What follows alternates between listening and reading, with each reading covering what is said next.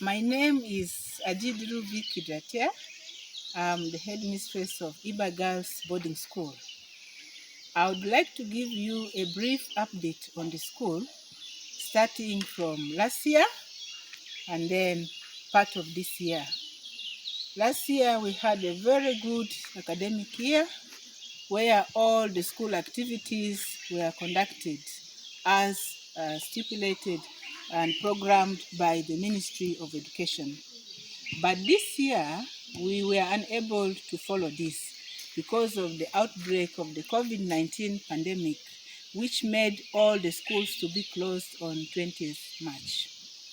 When the schools were closed, all our teachers and students went home, with the exception of a few staff, that is the security men, the groundsmen and cleaners, who remained around to continue with their work of keeping the school clean and secure, and under the supervision and leadership of teacher Fabiano, who helped to work with them in the last 6 months. While the girls were at home, they faced a lot of challenges. First of all, they lost hope because there was no definite period when the lockdown or close of schools would end. So this made them feel that they couldn't return to school. And I think that's why some of them got pregnant, because boys and men were out there trying to date them and follow them up. So they ended up convincing them that education may not come so soon. They too faced challenges working at home with the parents and guardians. Some parents decided to give a lot of domestic work to be done by these girls. This took much of their time that they could have used for studies.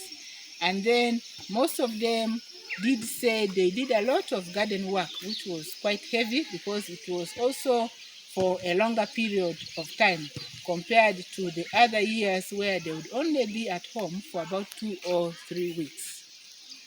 The girls, while at home, could not be supported much by the school, but what we did for those who were within was to give them books to keep reading so that they could keep on adding onto their knowledge and not forget academics or school completely. Whereas for those who are quite far from the school, in other counties, we as a school have been unable to reach them in order to distribute to them those books to read so that they can keep adding knowledge while they are at home. While the staff were on leave from June up to August, they were offered furlough pay of 80%. But then from 1st September until December, those staff who are not working or were not recalled back to teach have been placed on their 50% of the furlough pay. When the girls returned to school, they returned happily because the news of returning back to school was received with excitement for both the parents and the girls, P8, especially P8 and Senior 4. As a result, one of our students was brought to school much earlier than opening date, an indicator that the parents and the students loved to be back to school as soon as possible. We have started with teaching and learning, which is going on very well, although it is now accompanied by new rules of protection against the COVID-19, where the girls have to wear masks all the time, where they have to keep distance from each other, and then wash their hands as frequently as possible to keep themselves safe from the COVID-19 pandemic. The girls who are still at home, we believe that they are not happy. It's true indeed they are not happy because many parents have raised concerns that their stay is going to be too long. They are actually scared that the girls may fall victims of pregnancy or early marriage because from this date up to April is quite far for the girls who already were at home for more than 6 months. Actually, from March up to April next year, this is 1 full year at home. It is quite difficult and challenging for adolescent girls.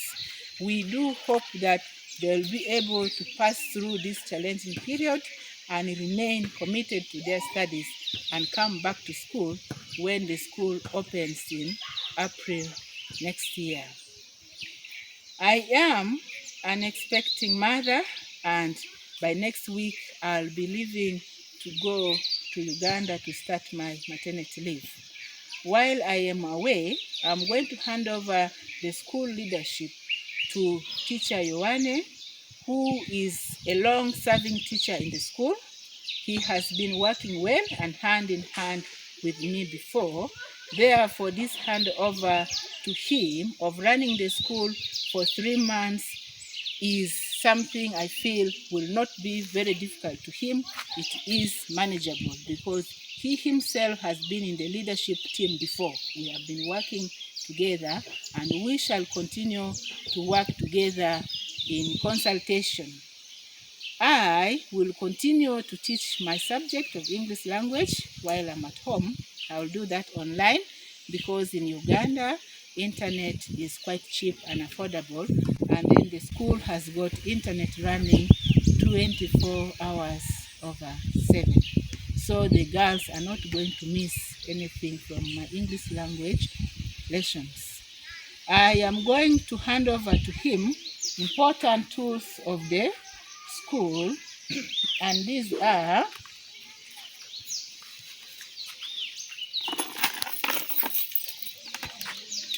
I'm handing over to Yoane the key to the administrative cabin.